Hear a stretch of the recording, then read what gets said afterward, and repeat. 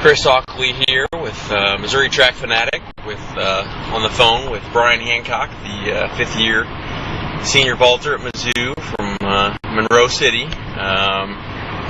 Brian, tell me, I got to visit with your dad a little bit. He was working the vault at the state meet, but tell me, did you grow up, spend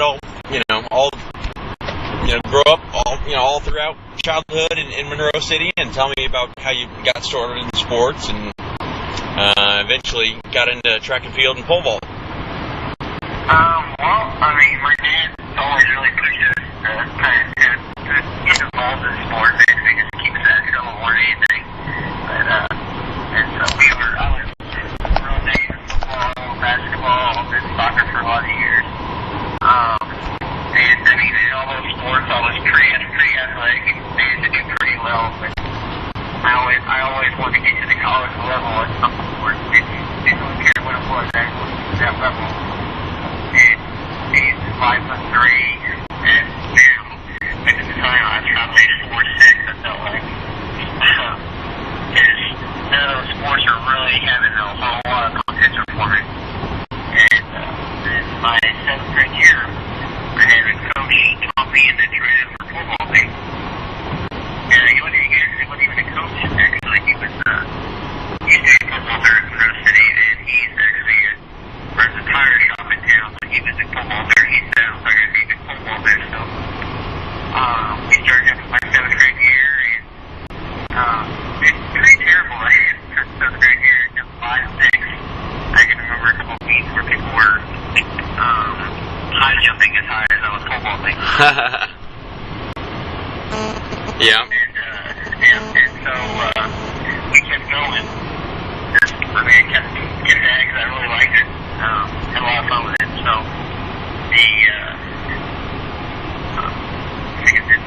I think it was the next year, we had a guy in town that had to send all the high jump matches. And I talked to my dad and let us put them out in the barn so I could pull them on them. And one thing led to another, we eventually got a pair of pole mats as they got older, and then kept going with it and turned into what it is today. So was that on your family's land, or is it your aunt's, or what? Is that like a barn and your? A farm, what it was. Oh, okay. A family farm. Yeah. So I'm sure that not only attracted you, but I guess more and more of the Monroe City or area athletes started to come over and train in the winter. And it's been kind of crazy. I mean, when I first started off, there really weren't any other football players from Monroe City at the time. We'd had some good ones in the past, but we hadn't really had anybody in a while. And I started jumping, and people found out all the success I was having in high school, and they instantly began wanting more people to try out. And we had Kara Grindy's 2-time state champion, Shelby Franklin 4-time state champion. Right. Mike Grindy now, he's soon to be probably a 3-time state champion. We've just been turning them out like we're a factory, it seems like. Right. It's more than anything, I feel like it helps. Not necessarily just having these overfilled, but letting them understand that the football isn't just where you can just pick up and go in the springtime if you want to be successful at it. Right.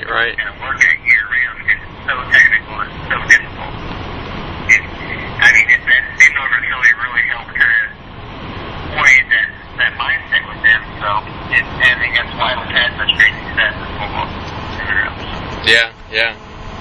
And you said, I read, or you or your maybe dad said that about 14 and a half feet, where that's about the max clearance and that you can go before you hit the ceiling. Oh yeah. We had the Raptors are 14 feet, and I can remember it was not long after my freshman year of high school, and we made these spike marks on the wood rafters up top. Right. And that's when we decided we better build an outdoor runway. Right. So we put one outside the barn. Cool. After that, this last weekend I was back home now to doing some drills in the barn, playing on the high bars there. They said, there's still been a lot of you said it. Not necessarily the football thing inside the barn, but sure doing a lot of workouts and drills. It's really good for that. Yeah. Yeah. And then when did you start traveling to Excelsior Springs to start working with Coach Cooper? I think I first went down to Todd's place, and it wasn't after my 7th grade year. And we got the name from the guy who gave us the high jump match in their hometown. He had been down there, and he helped him a lot. He said it was a real good coach. So we went down there. We really didn't know what to expect. And I mean, Coach Cooper, man, he was everything I could ask for in a coach. I mean, he was real personable, knew a lot about the ball, and really wanted every one of his athletes to succeed. I mean, he was very good to work with. We went down there, and after the first time I went, I think the kids in our class probably went down there after that, but he always joked with me when I first got there. He considered telling me I might want to try a new sport because I was so rough at the ball, and with my short stature. So Right. He never told me that to my face, and he kept coaching me just the way he would if I was an 18 football at the time. So I think that's what really helped me connect with him, and really helped me. I mean, he did a phenomenal job just breaking my technique down through the years, and continuing to help me push the limits on how high I could jump. So Right. He was definitely a big key to my success if I could land through now. Right. And you had great high school success, and what was it? Did you set the state record your senior year? Was that 16.4 at the state meet? 16.4. While I was in the next 16.10 was my personal best. The 16.4 at the state meet was my state record. Right. Where did you do 16.10 at? What meet was that? That was a meet the weekend. It might have been a weekend before state. I can't remember. It was in Illinois. We went over there for a small football meet, basically just football, and jumped it in. I mean, it was a fun meet, and they connected. And the funny thing was, the 16.4 we jumped in state, I was at Todd like 3 or 4 days before the state meet, football thing, and we had made 2 or 3 times in his place. And so that was the plan when we got to state. We were going to go from 16.4 to 16.8 to 17 feet. Yeah. I got a little antsy because I cleared 16.4 by something like this state, and I moved straight to 17 feet. All right. I got saved and cleared. So, but yeah, even all the way up to a couple days before the state track meet, I was jumping with Todd down there. So. Yeah. And you head to Mizzou and have some success. And was it the end of your sophomore year outdoors when you was at your first national meet up here at Drake, and when you tied for 8th and earned your first All-American honors? Is that right? Yeah. Okay. And then earned a couple more All-American honors, and then you lead up to your senior year a year ago, and ended up redshirting the whole year. Tell me about that and what happened and what kind of injury and what kind of rehab you had to do to come back and be successful again. Yeah, well, it was I think around November of last year we started realizing something was up.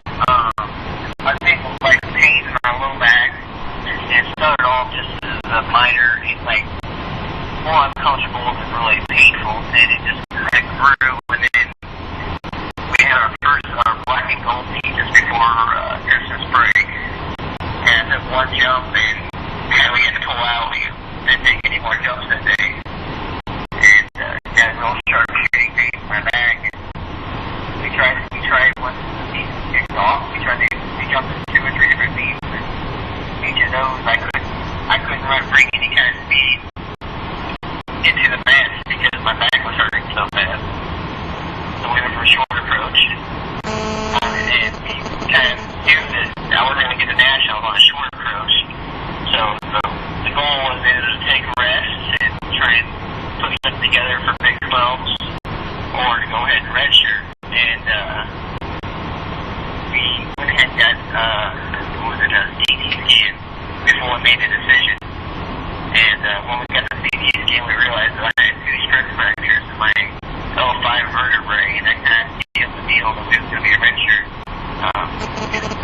Obviously, the danger of having a broken back is pretty high. Right. We took the red shirt, the kind of medical red shirt for indoors, and the regular red shirt for outdoor season, and immediately started the rehab process, which was very long, extensive, and I think more mentally it was challenging than physically. Right. So, I mean, it was, and like I was saying before, I started bowling in 7th grade, and through high school and to college, I had never had a break more than probably 3 weeks. Goodness. And this back injury put me out for close to 3 or 4 months. And it was a pretty significant injury. And so, immediately I started the rehab process. Just switched my focus from trying to jump high and trying to get my back as strong as possible. And so I was doing back strengthening workouts to basically the limit they would allow me to. Probably, I would say 4 or 5 times a week.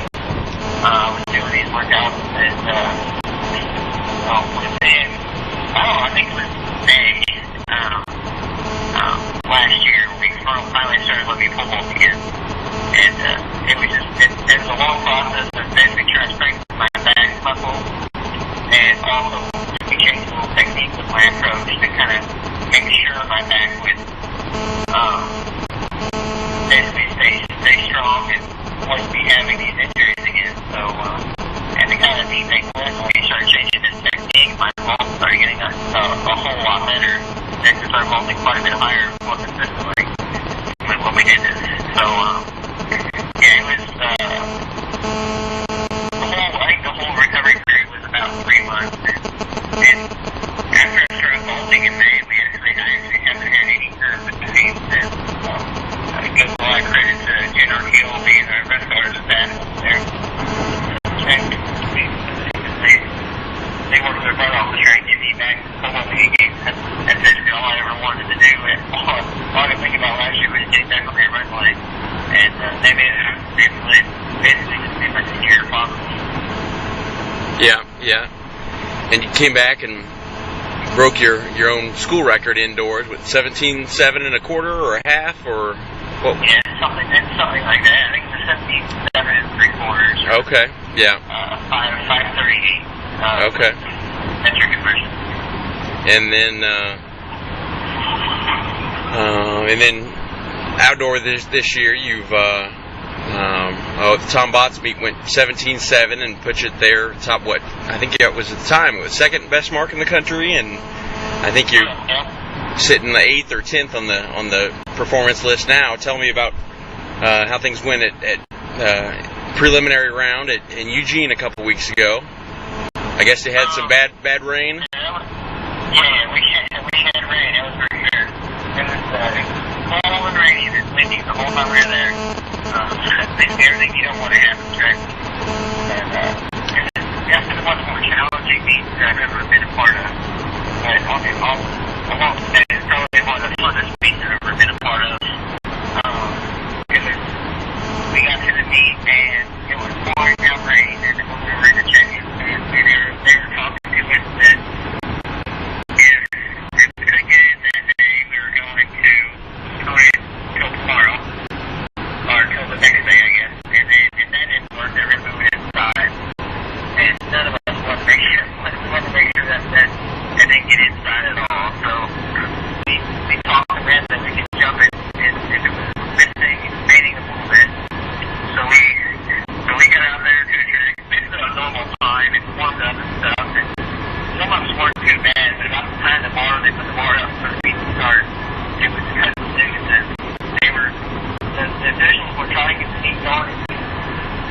People were bumping, but it was really, really tough conditions, and a lot of bumpers started kind of struggling with it. You saw that because, the height really wasn't nearly what people thought it was beating it in. But, most of the highest bumpers managed to squeeze through. There's part of the kind of scary moment for me when it took injuries into my opening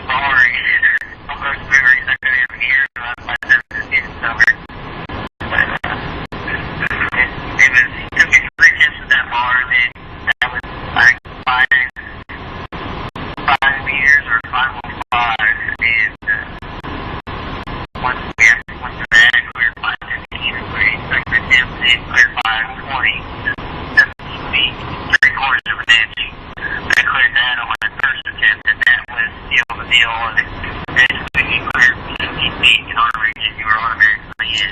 Right. Which really was basically a lower we kind of thought. I know I was talking with a lot of voters before we got to Eugene, and we kind of figured that 535 would be kind of cut off mark. The caliber of voters that were in our group. Right. That's sick. Yeah, I mean, the weather was definitely very difficult. 52, it's rainy the whole color there. We joked, and we didn't play the shirt, and the sun really didn't come out while we were there until after the 4x4. Oh my goodness. So, Right. Yeah, well, I know. It was fun. I mean, with the during weather, we definitely had a lot of practice and conditions that really, I think, really helped a lot with the reality. Right, right. We were definitely very prepared for that kind of stuff. Yeah. So tell me what your mindset is going into tomorrow. There's 24 vaulters, and it's all one. There's no prelims anymore. I assume this is the second year they've just gone one big, instead of a qualifying round at finals to just go to finals. And tell me what your thoughts are and how you're looking to cap your career and what your mindset is going into tomorrow. Well, I mean, this is one of my favorite places in football. Every year I say the same thing. I'm talking the mindset that I expect to win this thing. It's kind of an up for grabs mark right now. I mean, there was a lot of voters, but a couple voters with higher marks than me. But in reality, I mean, I'm just as good as voters as any of those guys. And I think most of them would say the same thing about each other, that it's kind of up for grabs and who shows up on that day. So I'm going to just to make sure they relax, stay technically sound, and they just let my vault take care of the business for me. I don't need to do anything out of the ordinary or anything spectacular. Really make my high bars happen. Just I take it one thing at a time. Me and Lachey were talking just the other day that it comes down to just my run more than anything. If I get my run figured out during the warm-ups and during the meet, then my ball is just as good as anybody's out there. That's my goal. I want to go out there and have a good technical ball, a technical day, and just see how high we can really jump. Because we haven't had a whole lot of good days, and it looks like we have a pretty good day weather-wise tomorrow. And, right. I'm a warm weather golfer, so. Yeah. Yeah. Well, tell me what your favorite part of the vault is for somebody who's never vaulted, and what it's like, taking off and then flying, through that air, and you're basically a couple feet off the ground, and your whole body's just parallel with the ground, and then you just take off and fly up and over that bar, and then come, falling down 18 feet to the pit. Tell me what that's like. Well, it's a thrill. It really is. The coolest feeling in the vault, and I'm sure a lot of voters would say this, is when you hit a really good vault, and you know it's basically going to be a good vault before you ever hit the box. And it's just, the whole vault is completely effortless when you have that feeling. It feels like it just kind of happens on its own, like you're just hanging on and riding full. And that's my goal. It's the holders, like perfect fury. It's a great ball, and obviously you want to be going over the bar. So that's the feeling of knowing you're over the bar is also really gratifying feeling. I think that's a whole lot more than anything. Because a lot of other sports have that, but not doing it because almost has it. Just you're on your own, you're making this happen. Once you get to that bar, that feeling, just knowing you got over that certain bar, is amazing. Yeah. I know that obviously you've got speed is a huge part of it, and then also just having that upper body and core strength, I would think. But tell me, you think, is it 5'3"? Is that how tall you are? Yes, sir. What, do you think there's a limit? I obviously am not very good in physics. I think I slept through most of the first semester of physics in high school. But, is there a limit for how high Brian Hancock can go? Or obviously, I would assume that you'd prefer to be. I would assume if you could make yourself, you'd prefer to be somebody like Jeff Hartwig, where you're 6'3" or even maybe 6'4" or something, and have a little bit more length and a longer lever, I would assume. But tell me about what's your thoughts on that, and what your thoughts on if there's a limit for how high Brian Hancock can vault. Well, I mean, my entire life I've been told that there's limits, and by most of those people just think I would make it do as far as I have right now. But I already joke, I know I've talked to Jeff about this before. I told him I just want to be him for 1 year. I think I might be able to get that world record. Right. But it's been challenging being 5'3" and a 6 foot tall forward. But I think it's really helped me just basically have to break down my form and be more technical to be able to jump with these guys that are 6'4". Right. And it makes me be a better football player next point. And the cool thing is, I know Coach Cooper always talks about this, even when I come up there now, but there's still a lot left to fix my ball. And which is kind of exciting, because fixing stuff in my ball is only going to make me jump higher. Right. And I mean, it's one of the factors pushing me through the next couple of years to keep pushing, keep jumping, and see if I can make this professional career work for a while. When I'm done with completing football league. But I mean, I know I've been told before that I have the world record for the shortest vaulter, but I threw no way shortest vaulter over 7 feet 6. There's no way to confirm that. Right. I've been told that 18 feet would for sure be the mark. Yeah. They know no one over 18 feet ever been 5'3". Right. Anywhere near 5'3". And there's a guy that my high school was talking recently jumping back to Houston professionally, named Greg McClanis, and he coaches down in the state of Louisiana right now. Coaches football. He was 5'7", 5'6". He ended up jumping 19.2. Oh my goodness. When he was in. So it's definitely in the cards. I gotta stay mentally strong and just keep trying, keep working to make my ball better. I think the big bars are gonna come. Yeah. I've known for years that I really want to pursue this football thing for a while, and I mean, just the way my practice has been going over the last couple of years, it just really reaffirmed that I think I could really do it. So I just keep plugging away, keep working.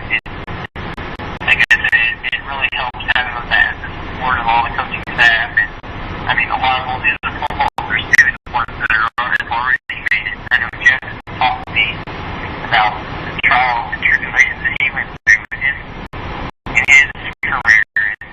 It's real motivating and kind of helps me stay on the path. Right. I want to take this football victory. Yeah. I mean, he's certainly had a lot of trials and a lot of ups and downs. Even at the trials, he had a couple of just nightmarish Olympic trials, and to cap his career, and at age 38, 40, was it 40 when making the Olympic. He was 39, making the 2008 Olympic team. But yeah. Well, congratulations on a great career so far, and hopefully there'll be some nice weather tomorrow, and you'll get your rundown right and clear some of those high bars. I know there's a lot of people who will be watching online and watching the stands, pulling for you, and just hope and pray for the best for you, and be cheering for you, and keep it up. But you obviously, did I see recently? Did you win a postgraduate scholarship also? Yes, sir. Yep. I'm pretty excited about that. I'm not sure there's an official name for it, but the baseball postgraduate scholarship. Okay. So have you finished? You can't even know yourself both one day. Yeah. Have you